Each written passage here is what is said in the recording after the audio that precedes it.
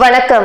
புதுச்சேரி காமராஜ் நகர் தொகுதியின் முன்னாள் சட்டமன்ற உறுப்பினர் ஜான்குமார், அவரது மகன் விவிலியன் ரிச்சர்ட்ஸ் ஜான்குமார் மற்றும் முன்னாள் சட்டமன்ற உறுப்பினர்கள் வெங்கடேசன், கல்யாண சுந்தரம் உள்ளிட்ட பலரும் மத்திய அமைச்சர் அமித்ஷா முன்னிலையில் பாஜகவில் இணைத்துக் கொண்டனர். புதுவை மாநிலம் காரைக்காலுக்கு ஒரு நாள் பயணமாக மத்திய உள்துறை அமைச்சர் அமித்ஷா வருகை புரிந்தார். அங்கு அவர் கட்சி நிர்வாகிகள் கூட்டத்திலும் பொதுக்கூட்டத்திலும் பங்கேற்று பேசினார். அப்பொழுது பாஜகவில் புதுவை மாநிலத்தின் முன்னாள் சட்டமன்ற உறுப்பினர்கள் ஜான்குமார், கல்யாண சுந்தரம், வெங்கடேசன், அருள்முருகன் மற்றும் முக்கிய பிரமுகர்கள் விவிலியன் ரிச்சர்ட்ஸ் ஜான்குமார், ராமலிங்கம், ரமேஷ் உள்ளிட்டோர் தங்களை இணைத்துக் கொண்டனர். இந்த நிகழ்வுகள் அனைத்தும் மத்திய உள்துறை அமைச்சர் அமித்ஷா முன்னிலையில் நடைபெற்றது.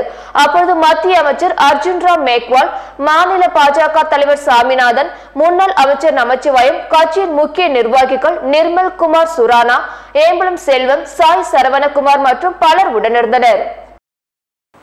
ஜனாதிபதி ஆட்சி நடந்து வரும் நிலையில் சபாநாயகர் சிவக்கொழுந்து தனது பதவியை ராஜினாமா செய்துள்ளது பெரும் பரபரப்பை ஏற்படுத்தியுள்ளது.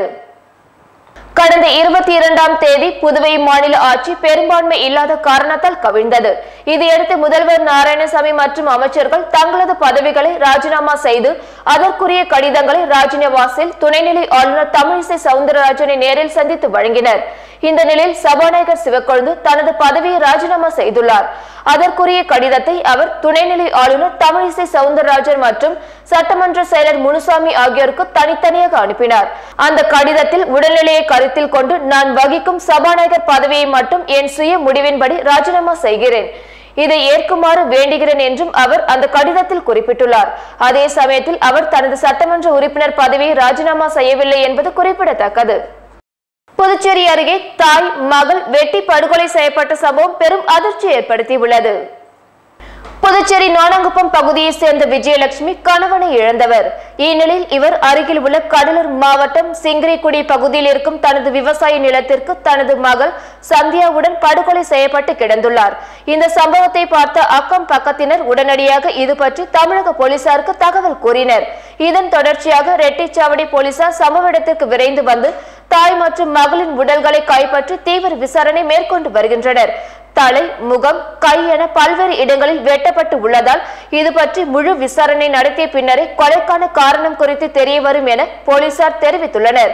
சொத்து பிரச்சனை காரணமாக இருக்கலாமா என்ற கோணத்திலும் போலீசார் தீவிர விசாரணை மேற்கொண்டு வருகின்றனர்.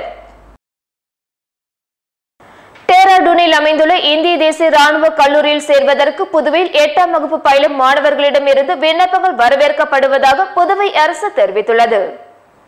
இதுபற்றி புதுவை கல்வித்துறை வெளியிட்டுள்ள அறிக்கையில், உத்தரகாண்ட் மாநிலம் டேராடூனில் அமைந்துள்ள இந்திய தேசிய ராணுவ கல்லூரியில் 1/1/2022 சேர்வதற்கு புதுவையில் 8ஆம் வகுப்பு பயிலும் மாணவர்களிடம் இருந்து, அதாவது ஆண்கள் மட்டும் சேர்வதற்கு விண்ணப்பங்கள் வரவேற்கப்படுகின்றன. இதற்காக நுழைவுத் தேர்வு எழுதும் மாணவர்கள் கண்டிப்பாக 1/1/2022 அன்று 11.5 வயதுக்கு குறையாமலும் 13 வயது பூர்த்தியாகாமலும் இருத்தல் அவசியமாகும். அதாவது 2/1/2009 முன்னரும் 1/7/2010 பின்னரும் பிறந்திருக்க கூடாது. மேலும் மாணவர்கள் இந்த கல்லூரியில் சேரும்போது 1/1/2022 7ஆம் வகுப்பு பயில்பவராக அல்லது தேர்ச்சி பெற்றவராகவோ இருத்தல் வேண்டும். 5/6/2021 அன்று காலை 9:30 மணி முதல் 11 மணி வரை கணித தேர்வும், அன்று பிற்பகல் 12 மணி முதல் 1 மணி வரை பொது அறிவு தேர்வு மற்றும் பிற்பகல் 2:30 மணி முதல் 4:30 மணி வரை ஆங்கில தேர்வும் நடைபெறும். எழுத்து தேர்வில் தேர்ச்சி பெற்ற மாணவர்களுக்கு நேர்முக தேர்வு 6/10/2021 அன்று நடைபெறும். நேர்முக தேர்விற்கான அழைப்பு கடிதம் செப்டம்பர் மாத ஆரம்பத்தில் மாணவர்களுக்கு அனுப்பப்படும். புதுவை மாணவர்களுக்கு புதுவையில் மேற்குறித்த தேதிகளில் எழுத்து தேர்வுகள் நடைபெறும். தேர்வு மையம் குறித்த தகவல் மாணவர்களுக்கு இணை இயக்குனர் அலுவலக தேர்வு பிரிவால் அஞ்சல் வழி மூலம் அறிவிக்கப்படும். விண்ணப்ப படிவம் மற்றும் கையேட்டினை பெறுவதற்கு www.rimc.gov.in என்ற வலைதளத்தின் மூலமாக பொது பிரிவினர் 600 ரூபாய் மற்றும் அட்டவணை இனத்தவர், பழங்குடியினர் அதற்குண்டான ஜாதி சான்றிதழுடன் 555 ரூபாய் கட்டண தொகையினை செலுத்தி விரைவு அஞ்சல் மூலம் பெற்றிடலாம். பூர்த்தி செய்யப்பட்ட விண்ணப்ப படிவம் இணை இயக்குனர் தேர்வு பிரிவு 4ஆம் தளம் அ அடுக்ககம் பெருந்தலைவர் காமராஜர் நூற்றாண்டு கல்வி வளாகம் அண்ணா நகர் புதுவை 5 என்ற முகவரிக்கு வரும் 31ஆம் தேதிக்குள் வந்து சேர வேண்டும். இவ்வாறு புதுவை கல்வித்துறை அறிக்கையில் கூறப்பட்டுள்ளது. கொரோனா கொரோனா தடுப்பூசி போட்டுக் கொள்ளும் போது எங்கிருந்து வருகின்ற என பிரதமர் மோடி தன்னிடம் கேட்டார் என புதுச்சேரி செவிலியர் நிவேதா பேட்டி அளித்துள்ளார். கொரோனா தடுப்பூசி பிரதமர் நரேந்திர மோடி டெல்லியில் உள்ள எய்ம்ஸ் மருத்துவமனையில் செலுத்திக் கொண்டார். அப்பொழுது அவருக்கு ஓர் செவிலியர் கோவிட் தடுப்பூசியை செலுத்தினார். அப்பொழுது எங்கிருந்து வருகிறாய் என பிரதமர் மோடி என்னிடம் கேட்டார் என அந்த செவிலியர் தற்பொழுது கூறியுள்ளார். டெல்லி எய்ம்ஸில் பிரதமர் மோடிக்கு கொரோனா தடுப்பூசி செலுத்தியவர் புதுச்சேரியை சேர்ந்த செவிலியர் நிவேதா என்பது தற்பொழுது தெரிய வந்துள்ளது. இதனை அவரே தனது பேட்டியில் தெரிவித்துள்ளார். கொரோனா தடுப்பூசி செலுத்தியதை சொன்னபோது தனக்கு வழியே தெரியவில்லை என மோடி கூறியதாகவும் புதுச்சேரி செவிலியர் நிவேதா அந்த பேட்டி மூலம் தெரிவித்துள்ளது குறிப்பிடத்தக்கது. என் பேர் நிவேதா. நான் பாண்டிச்சேரியில இருந்து எய்ம்ஸ்ல 3 வருஷமா ஒர்க் பண்ணிட்டு இருக்கேன். இன்னைக்கு என் லைஃப்ல ஒரு பெரிய நாள். மோடிஜியை நேர்ல பார்த்தேன். அவங்களுக்கு வேக்சினேஷன் கொடுக்கறதுக்காக வர சொல்லியிருந்தாங்க. சருக்கு வந்துட்டு இன்னைக்கு காலையில கோவேக்சினோட ஃபர்ஸ்ட் டோஸ் கொடுத்துருக்கோம். பாரத் பயோடெக்கோட கோவேக்சின் சருக்கு ஃபர்ஸ்ட் டோஸ் இன்னைக்கு கிடைச்சிருக்கு. 28th day செகண்ட் டோஸ் கிடைக்கும். சார் வந்து உள்ள வந்த உடனே வந்துட்டு எங்க இருந்து வந்திருக்கீங்க வணக்கம் சொன்னாங்க எல்லாருக்கும். அதுக்கப்புறம் வந்துட்டு எங்க இருந்து வந்திருக்கீங்க என்னன்னா விசாரிச்சுட்டு நான் பாண்டிச்சேரின்னு சொன்னேன். அப்புறம் என் கூட ரோசம்மா அண்ணன் சொல்லிட்டு இன்னொரு சிஸ்டர் இருந்தாங்க. அவங்க கேரளால இருந்து கேட்டுட்டு நான் பாண்டிச்சேரின்னு சொன்னதுக்கு அப்புறம் சார் வந்து வணக்கம் அப்படின்னு சொல்லிட்டு தமிழ்ல பேசுறதுக்கெல்லாம் ட்ரை பண்ணாங்க. அதுக்கப்புறம் வந்துட்டு ஊசியெல்லாம் பெரிய ஊசியா எடுத்துட்டு வந்திருக்கீங்களா, வெட்டினரி ஹாஸ்பிட்டல் ஊசி எடுத்துட்டு வந்திருக்கீங்களா அப்படின்னு சொல்லி கேட்டாங்க. ஃபர்ஸ்ட் எங்களுக்கு புரியல. அதுக்கப்புறம் வந்துட்டு சார் வந்து சொன்னாங்க இந்த மாதிரி பொலிட்டிஷியன்ஸ்க்கெல்லாம் வந்து தோல் ரொம்ப அழுத்தமா இருக்கும், அதனால பெரிய ஊசியா எடுத்துட்டு வந்து போடுங்க அப்படின்னு சொல்லி சிரிச்சிட்டு இருந்தோம் எல்லாருமே. அதுக்கப்புறம் இல்ல சார் நார்மல் வேக்சினேஷன் ஊசி தான் அப்படின்னு சொல்லிட்டு தான் கொடுத்தோம். காலையில ஊசி போட்டதுக்கு அப்புறம் சார் வந்துட்டு ஒரு 30 minutes அப்சர்வேஷன்ல வச்சிருந்தோம். எந்த காம்ப்ளிகேஷன்ஸும் இல்ல, சார் நல்லா இருக்காங்க. அதுக்கப்புறம் வந்துட்டு 30 minutes கழிச்சு சார் கிளம்பும் போது மறுபடியும் வந்துட்டு தேங்க்யூ எல்லாம் சொல்லிட்டு அதுக்கப்புறம் வந்து மறுபடியும் வணக்கம் அப்படின்னு சொல்லிட்டு கிளம்பிட்டாங்க. இன்ஃபேக்ட் நான் ஊசி போட்டது கூட அவருக்கு தெரியல, வலிக்கல ரொம்ப அப்படிங்கிற மாதிரி சொன்னாங்க. அதுக்குள்ள போட்டுட்டீங்களா அப்படின்னு ரொம்ப ஆச்சரியப்பட்டாங்க. அதுக்கப்புறம் சார் கூட போட்டோலாம் எடுத்தோம். அதுக்கப்புறம் சார் கிளம்பிட்டாங்க ஒரு 30 minutes கழிச்சுட்டு. ரொம்ப சந்தோஷமா இருக்கு சாருக்கு வேக்சின் போட்டதுல. பிளஸ் வந்துட்டு இந்த பாரத் பயோடெக் வேக்சின் இந்த கொரோனா டைம்ல இப்ப ஸ்டார்ட் பண்ணிருக்கிறதுனால அது எவ்வளவு ஆத்தென்டிக் அப்படிங்கறதெல்லாம் கேள்வியா இருந்துச்சு. இப்ப சார் அந்த வேக்சின் எடுத்துக்கிட்டு இது ரொம்ப சேஃப் எல்லாருமே எடுத்துக்கணும் அப்படிங்கிறதுக்காக ஒரு முன்னோடியா இருந்து சார் இந்த வேக்சின் எடுத்திருக்காங்க. மார்னிங் அவங்க ட்வீட்டும் பண்ணிருக்காங்க. பிளஸ் வந்துட்டு இப்போ வரைக்கும் யார் வேக்சின் எல்லாம் எடுக்கலையோ அவங்க எல்லாரும் வந்துட்டு வேக்சின் எடுத்துக்கலாம் அப்படிங்கிறதுக்காக தான் சார் இப்ப எடுத்திருக்காங்க. உயர்நீதிமன்ற கிளையை புதுச்சேரியில் நிறுவ வேண்டும் என வலியுறுத்தி புதுச்சேரி வழக்கறிஞர்கள் புறக்கணிப்பு போராட்டத்தில் ஈடுபட்டனர். புதுச்சேரியில் வழக்கறிஞர்கள் ஒரு நாள் வேலைநிறுத்த போராட்டத்தில் ஈடுபட்டனர். மத்திய அரசு புதுச்சேரிக்கு மாநில அந்தஸ்து வழங்க வேண்டும், புதுச்சேரியில் உயர்நீதிமன்ற கிளையை அமைக்க வேண்டும் என்பது உள்ளிட்ட கோரிக்கைகளை வலியுறுத்தி வழக்கறிஞர்கள் ஒரு நாள் நீதிமன்ற புறக்கணிப்பில் ஈடுபட்டனர். இதன் காரணமாக புதுச்சேரி ஒருங்கிணைந்த நீதிமன்ற வளாக பணிகள் பெரிதும் பாதிக்கப்பட்டது. புதுச்சேரி இந்திரா காந்தி அரசு பொது மருத்துவமனையில் 60 வயதுக்கும் மேற்பட்டோர், 45 வயதுக்கும் மேற்பட்டோர், 59 வயதுக்குள் இருக்கும் இணை நோய்கள் கொண்டவர்களுக்கும் 2ஆம் கட்ட தடுப்பூசி முகாம் தொடங்கப்பட்டுள்ளது. நாடு முழுவதும் ஜனவரி 16ஆம் தேதி முதல் முன்கள பணியாளர்கள், மருத்துவர்கள், சுகாதார பணியாளர்களுக்கு கொரோனா தடுப்பூசி போடும் பணிகள் நடைபெற்று வருகின்றது. இந்த பணிகள் முடியும் தருவாயில் இருப்பதை அடுத்து 2வது கட்டமாக 60 வயதுக்கும் மேற்பட்டோர், 45 வயதுக்கும் மேற்பட்டோர், 59 வயதுக்குள் இருக்கும் இணை நோய் கொண்டவர்களுக்கும் தடுப்பூசி போடப்படும் என மத்திய அரசு அறிவித்துள்ளது. அதன்படி புதுச்சேரியில் அமைக்கப்பட்ட 10 மையங்களில் 2ஆம் கட்ட தடுப்பூசி துவக்கப்பட்டுள்ளது. புதுச்சேரி இந்திரா காந்தி அரசு பொது மருத்துவமனை, கதிர்காமம் இந்திரா காந்தி அரசு மருத்துவக் கல்லூரி, ஜிப்மர் மருத்துவமனை உள்ளிட்ட மையங்களில் தடுப்பூசி முகாம் தொடங்கப்பட்டுள்ளது. இதில் 60 வயதுக்கும் மேற்பட்டோர், 45 வயதுக்கும் மேற்பட்டோர், 59 வயதுக்குள் இருக்கும் இணை நோய் கொண்டவர்களும் தங்களுடைய வயதுக்கான அட்டை, நோய் குறித்தான தகவல்களை கொடுத்து தடுப்பூசிகளை செலுத்தி வருகின்றனர். இதனை மாநில சுகாதாரத்துறை இயக்குநர் மோகன்குமார், மருத்துவ உயர் அதிகாரிகள் ஸ்ரீராமுலு, முரளி ஆகியோர் துவக்கி வைத்தனர். இன்று புதுச்சேரி மாநிலத்திலே மத்திய அரசின் உத்தரவுப்படி 3வது கட்டமான இந்த கொரோனா தடுப்பூசி திட்டம் தொடங்கி இருக்கப்படுகிறது. முதல் கட்டமாக சுகாதார பணியாளர்கள் ஜனவரி 16 பிப்ரவரி 20 வரை அவர்களுக்கு நம்ம தடுப்பூசி வழங்கி வந்தோம். பின்னர் முன்கள பணியாளர்கள் தடுப்பூசி பெற்று வருகிறார்கள். அவருக்கு மார்ச் 6ஆம் தேதி வரைக்கும் அவங்களுக்கு இந்த தடுப்பூசி வழங்கும். இதற்கிடையில் இன்று மார்ச் 1 60 வயது மேற்பட்டவர்கள் மற்றும் 45க்கு மேற்பட்ட தொடர் நோய் சிகிச்சை பெறுபவர்களும் இந்த தடுப்பூசி திட்டத்தில் கலந்து பயன்பெறலாம் என்று மத்திய அரசு அறிவித்திருக்கிறது.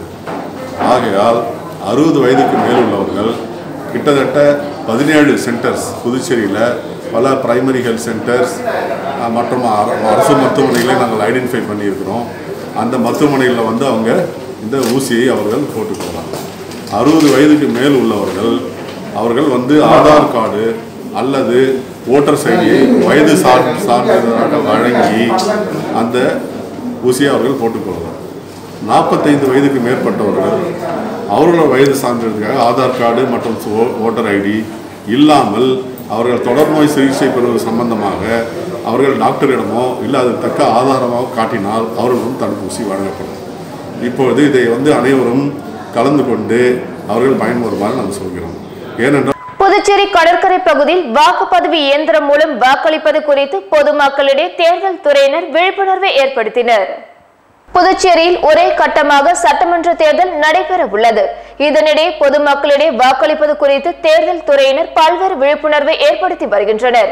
இந்நிலையில் புதுச்சேரி கடற்கரை சாலையில் தேர்தலில் வாக்களிக்கும் முறை குறித்து தேர்தல் துறையினர் பிரச்சார வாகனம் மூலம் விழிப்புணர்வு ஏற்படுத்தினர். தேர்தல் நன்னடத்தை விதிகள், இயந்திரம் மூலம் வாக்களித்தல், தபால் முறை ஓட்டுகள் குறித்த விழிப்புணர்வு மற்றும் செயல்முறை விளக்கத்தை பொதுமக்களுக்கு தேர்தல் துறையினர் ஏற்படுத்தினர். இதில் ஏராளமான பொதுமக்கள் பங்கேற்று பயனடைந்தனர். புதுவையை முன்னேற்ற சுற்றுலா வளர்ச்சிக்காக பறக்கும் பாதை திட்டம் செயல்படுத்தப்படும் என மத்திய உள்துறை அமைச்சர் அமித்ஷா உறுதிப்படுத்தியுள்ளார். புதுவை மாநில காரைக்காலில் பாஜக சார்பில் தேர்தல் பிரச்சார பொதுக்கூட்டம் நடைபெற்றது. இதில் மத்திய உள்துறை அமைச்சர் அமித்ஷா தலைமை விருந்தினராக பங்கேற்று பேசினார். அப்போது பேசிய அவர், ஒரே ஒரு முறை பாஜகவை புதுச்சேரி ஆட்சி கட்டிலில் அமர்த்தி பாருங்கள். இந்தியாவின் மிக சிறந்த மாநிலமாக புதுச்சேரி மாறும். உலகத்திலேயே பொய் சொல்பவர்களுக்கு விருது கொடுக்க வேண்டும் என்றால் அந்த விருதை முன்னாள் முதல்வர் நாராயணசாமிக்கு தான் தர வேண்டும். அவரது எண்ணம், நோக்கம், செயல் எல்லாம் மக்களை முன்னேற்ற வேண்டும் என்பது இல்லை. அவர் இந்திரா காந்தி குடும்பத்தை வளர்ப்பதை பற்றிதான் சிந்தித்தார். புதுவையை முன்னேற்ற சுற்றுலா வளர்ச்சிக்காக பறக்கும் பாதை திட்டம் செயல்படுத்தப்படும். பெங்களூர், ஹைதராபாத்தில் இருந்து பறக்கும் பாதை திட்டம் அமைக்கப்படும். புதுவை மாநிலத்தில் பாஜக ஆட்சியை உருவாக்க வேண்டும். இவ்வாறு மத்திய உள்துறை அமைச்சர் அமித்ஷா இந்த பொதுக்கூட்டத்தின் போது பேசினார். இந்த பொதுக்கூட்டத்தில் பாஜகவின் தேசிய, மாநில தலைவர்கள், தொண்டர்கள் பங்கேற்றனர். புதுச்சேரியில் கதர் ஆடை குறித்து விழிப்புணர்வு ஏற்படுத்தும் வகையில் நடைபெற்ற ஃபேஷன் ஷோவில் ஏராளமான இளம் பெண்கள் கதர் ஆடை அணிந்து ஒய்யாரமாக நடந்து வந்து அசத்தினர். புதுச்சேரியில் பிரபல தனியார் அமைப்பு சார்பில் கதர் ஆடை குறித்து விழிப்புணர்வு ஏற்படுத்தும் வகையில் ஃபேஷன் ஷோ நடைபெற்றது. புதுச்சேரி ஆனந்த இன் நட்சத்திர ஹோட்டலில் நடைபெற்ற ஃபேஷன் ஷோவில் தென்னிந்தியாவில் இருந்து ஏராளமான இளம் பெண்கள் கதர் ஆடைகள் அணிந்து வந்து ஒய்யாரமாக நடந்து வந்து அசத்தினர். இந்த ஃபேஷன் ஷோ இதுவரை கண்டிராத அளவிற்கு பிரம்மாண்டமான வகையில் புதுச்சேரியில் நடைபெற்றது குறிப்பிடத்தக்கது. இந்த ஆடை அலங்கார அணிவகுப்பு புதுச்சேரி மற்றும் தமிழ்நாட்டில் உள்ள கைத்தேர்ந்த ஆடை வடிவமைப்பாளர்கள் கொண்டு வடிவமைக்கப்பட்டது. இந்த போட்டியில் பங்கேற்ற 14 இளம் பெண்களும் கதர் ஆடை அணிந்து ஒன்றன் பின் ஒன்றாக அணிவகுத்து அசத்தினர். இது பார்வையாளர்களை வெகுவாக கவர்ந்தது. புதுவை மாநிலம் ஏனம் சட்டமன்ற தொகுதியில் என்ஆர் காங்கிரஸ் கட்சியின் தலைவர் ரங்கசாமி போட்டியிட அழைப்பு விடுத்துள்ளோம் என முன்னாள் அமைச்சர் மல்லாடி கிருஷ்ணராவ் தெரிவித்துள்ளார். இது பற்றி அவர் ஏனாமில் செய்தியாளர்களிடம் கூறியதாவது, எனது தலைமையில் ஆதரவாளர்கள் கூட்டம் ஏனாமில் நடைபெற்றது. இதில் ஏனாம் சட்டமன்ற தொகுதியில் முன்னாள் முதல்வர் ரங்கசாமி போட்டியிட அழைப்பு விடுக்கப்பட்டுள்ளது. வருகின்ற சட்டமன்ற தேர்தலில் என்ஆர் காங்கிரஸ் கட்சிக்கு நானும் எனது ஆதரவாளர்களும் முழு ஆதரவு தர முடிவு செய்துள்ளோம். தமிழ், தெலுங்கு என்ற வித்தியாசம் எனக்கு எப்பொழுதும் இல்லை. ரங்கசாமி முதல்வராக வந்தால் ஏனாம் எதிர்காலம் நன்றாக இருக்கும். இவ்வாறு முன்னாள் சுற்றுலாத்துறை அமைச்சர் மல்லாடி கிருஷ்ணராவ் தனது பேட்டியில் தெரிவித்துள்ளார். புதுச்சேரி மாநில திமுக சார்பாக கட்சி தலைவர் மு.க. ஸ்டாலினின் பிறந்தநாள் நிகழ்வு சிறப்பாக நடைபெற்றது.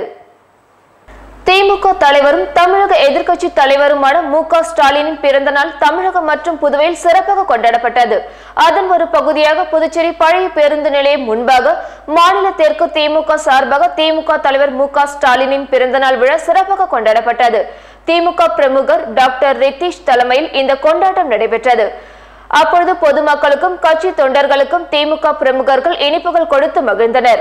இதுபோன்று புதுச்சேரியின் பல்வேறு இடங்களில் திமுக தலைவர் பிறந்தநாள் நிகழ்வையொட்டி பல ஆயிரம் ஏழைகளுக்கு நலத்திட்ட உதவிகள் மற்றும் அன்னதானமும் வழங்கப்பட்டது.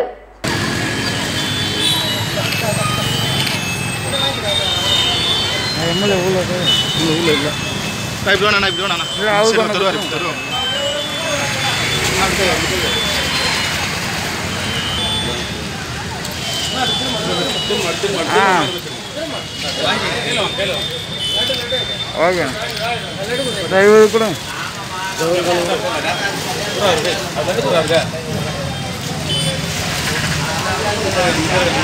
வருகின்ற சட்டமன்ற தேர்தலில் போட்டியிட பிசிசி காங்கிரஸ் உறுப்பினர் ரகுமான் புதுவை மாநில காங்கிரஸ் கட்சி அலுவலகத்தில் விருப்ப மனுவை வழங்கினார். புதுவை மாநில காங்கிரஸ் கட்சி சார்பில் வேட்பு மனுக்கள் பெறப்பட்டு வருகிறது. அதுபோன்று உருளையன்பேட்டை தொகுதியை சார்ந்த பிசிசி உறுப்பினர் ரகுமான் வருகின்ற சட்டமன்ற தேர்தலில் போட்டியிட விருப்ப மனுவை வழங்கினார். இதனை காங்கிரஸ் கட்சியின் முக்கிய நிர்வாகிகள் மணவாளன், தனுசு ஆகியோர் பெற்றுக் கொண்டனர். இதைத் தொடர்ந்து புதுவை மாநில காங்கிரஸ் அலுவலகத்தில் உருளையன்பேட்டை வட்டார காங்கிரஸ் நிர்வாகிகள் கலந்து கொண்ட கூட்டம் நடைபெற்றது. புதுச்சேரியில் இதுவரை 39,734 பேருக்கு கொரோனா தொற்று இருப்பதாக மாநில சுகாதாரத்துறை தெரிவித்துள்ளது. புதுச்சேரி மாநிலத்தில் கொரோனா நோய் தொற்றானது படிப்படியாக குறைய தொடங்கிய நிலையில் புதுச்சேரி மாநிலத்தில் இதுவரை 39,734 பேருக்கு தொற்று இருப்பதாக சுகாதாரத்துறை தெரிவித்துள்ளது.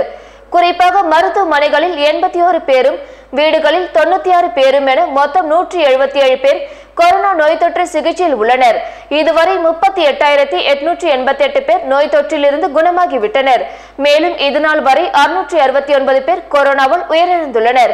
மேலும் புதுச்சேரியில் 6,30,827 பேருக்கு கோவிட் தொடர்பான மருத்துவ பரிசோதனை செய்ததில் 5,86,581 பேருக்கு தொற்று இல்லை என தெரிய வந்துள்ளது.